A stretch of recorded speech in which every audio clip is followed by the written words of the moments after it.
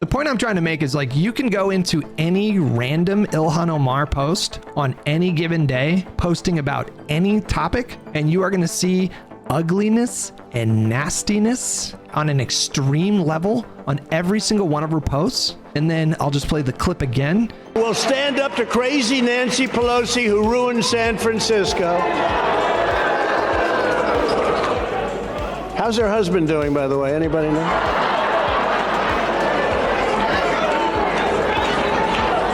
And she's against building a wall at our border, even though she has a wall around her house, which obviously didn't do a very good job. And Shoe's doing this whole like, this is when I knew. This is when I finally saw the left for what it was. Fuck you. Fuck you, bro. 82 years old, he was beaten in the head with a hammer and he fucking survived. And he's cracking jokes about it. It's funny to them. This is not new. This isn't fucking new. This kind of behavior from Donald Trump. Congress.gov has info on murder and extremism. Almost always comes from right wing. Easy to look up for free. So I don't really know what the strategy is here. I don't really know how do we get through. How do we get more people to understand like this is certainly not a problem like on the left. Like far from it. Shoe0nHead is another really good example of she posted this. One guy acted alone, then we saw reactions of millions, some posting with their full names and faces, teachers, childcare workers, healthcare workers, HR professionals, game developers, hundreds of thousands of people that walk amongst us every day, who live next door to us, people I thought were friends, people I thought were normal, people celebrating the gruesome public execution of a father shot in the fucking throat in front of his young children. I actually think that was not true. Did we get a firm update on that? Not that it makes it any better. Like, if anything, it's just like, thank God that's not true. Like, they weren't there, right? The wife and the kids? I'm pretty sure we know that they weren't there, right? Celebrating because he politically does not agree with them. He saw their real beliefs. We saw their real beliefs when the in this house believed shitlib mask was ripped off. Sociopathic freaks. Now, I just want to be clear for me, like when I saw the jokes, I've seen some really crazy posts from people because the right wing, they're finding them, right? Like they're actively finding just the worst examples of these posts. And I've seen some posts that I think are disgusting. I saw a post of somebody saying that, you know, the next shooter should go further and attack Charlie Kirk's family, like his kids. It's disgusting. And I've seen many of the same posts that Shoe is talking about. I find it disgusting. I don't think it's funny. I don't think this moment is funny. And I think that celebrating the death the way that people are and encouraging that people go further in future attacks is horrifying to me as an American because of like what it means for the country. What does it tell you about a country that so many thousands of people are enthusiastically celebrating Charlie Kirk's murder? Nothing good. It's not saying anything good about this country. We're in a really, really fucking bleak, dark place. So I had probably similar emotions when she saw these videos and she got angry and upset. I experienced a lot of those same emotions when I was seeing people's posts, some of the more egregious posts. For me, it's more sadness. Like I don't get angry. I'm not really getting like angry very often. But I am getting sad when I see these posts that are like, you need to go after his kids next time. That makes me sad because I'm like, Jesus, like the social cohesion right now in this country is at the worst it's been since the 60s. But what I take issue with was it's like Shoe is treating this moment like this was my radicalizing moment. When I finally saw the truth of how deranged the left is, that's when I'm like, okay, you know what? Go fuck yourself. Do you have any idea how many moments like that I've had over the last fucking 8 years? If I go to any random Ilhan Omar tweet, what am I going to see? Just literally any random tweet from her. What am I going to find? Is actually not that bad, but like even just like right away, you know, like right away, like these are some of the replies. So it was just a post about like boxing. Is this boxing or was this UFC last night? We really don't need to go that far down to find like you see these every time she posts. Hopefully they have cable TV on Somalia, you need to self-deport. Do it now. Dang, don't die today. Go back to Somalia. What the fuck are you talking? Why the fuck are you talking about boxing? It doesn't involve sleeping with your brother. Brother fucker. This is not going away. Calling, you know, promoting Christianity and slamming Islam. I mean, let me see if I can, like, if I search for, if I go to one of her political posts, let me see if I can find something here. Let's actually go back like last week before the shooting even happened. And I'll just give you an example of just like, solidarity with students participating in today's walkouts to end gun violence epidemic. I'm sorry our country has failed you again and again. I stand with you and won't give up until we ban assault weapons and high-capacity magazines. We should deport your sorry ass. A trans person committed the atrocity. Stop blaming inanimate objects. Also, self-deport yourself back to Somalia. You're a federal criminal. Fuck off, terrorist. Go back to your country. You do not stand for American rights nor our Constitution.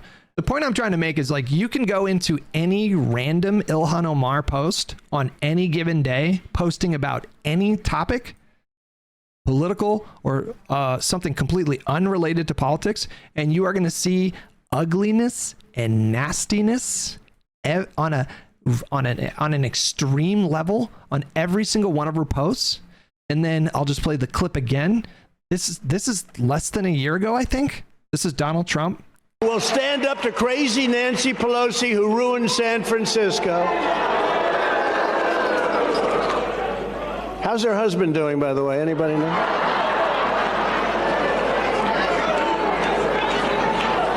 And she's against building a wall at our border, even though she has a wall around her house, which obviously didn't do a very good job.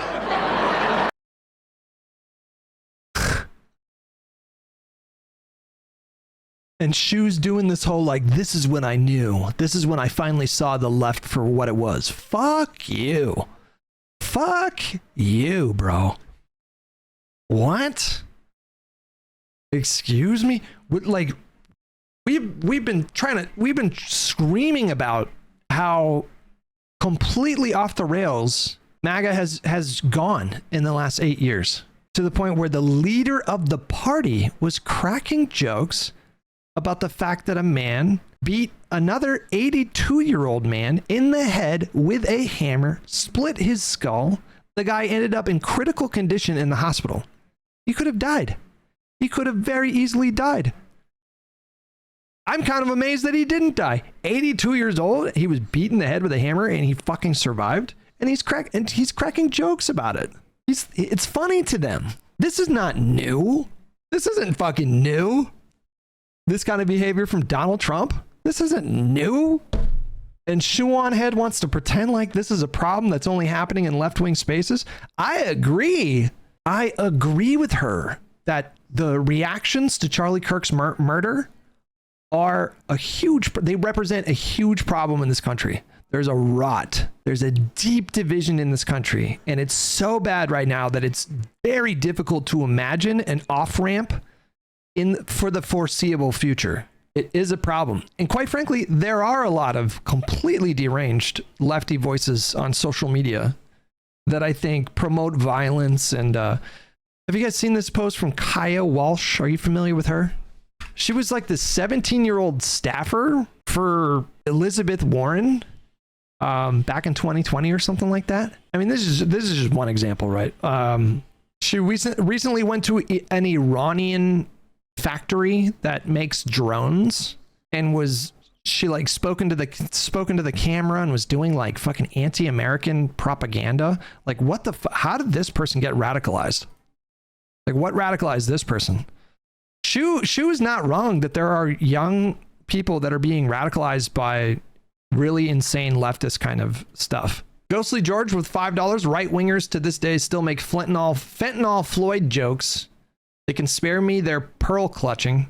Yeah, but it's George Floyd, right? Like, it's their enemy.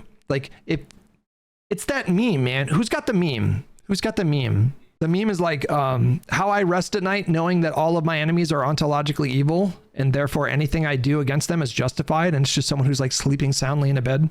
Don't get me wrong, Charlie Kirk getting murked was great and all, but it's telling that there has been exponentially more celebration of his assassination than there was celebration of Elias Rodriguez heroically assassinating 2 actual Zionist war criminals in DC. Now, she's a very extreme example of radicalization. Certainly you usually don't see it go that far, but that's a problem. That's a problem. It is a problem. The radical tanky crowd, that shit is a problem. I agree with Shoe. It is crazy, but on the right, it's a top-down issue. This is a top-down problem.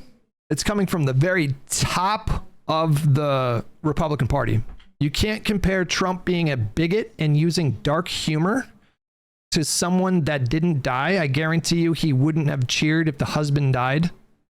The contrast of the left either cheering his death or news deflecting or reasoning why he died is much more serious. I almost got really saucy with you for a moment there. Let me try to compose myself. I disagree. I disagree that this is any worse than the reactions that we're seeing from Kirk. I think they're just as bad. In fact, I think it's actually worse. This is worse. It is worse that the president of the United States and the leader of the Republican Party is cracking jokes about an 82-year-old man that was almost beat to death. That is worse than like randos online cracking jokes about Charlie Kirk's death. This is 10 times, 100 times, 1,000 times worse, 1,000,000 times worse, because he is a leader in that movement. He is their leader. And so what he does influences the people that follow him. He gave millions of people a permission structure to crack jokes about something that's not fucking funny. An 82-year-old man was almost beat to death with a hammer. It's not funny. Not a joke. Daz Vidania with $5. It might also benefit us to reframe and shrink from left versus right to Democrat versus Republican.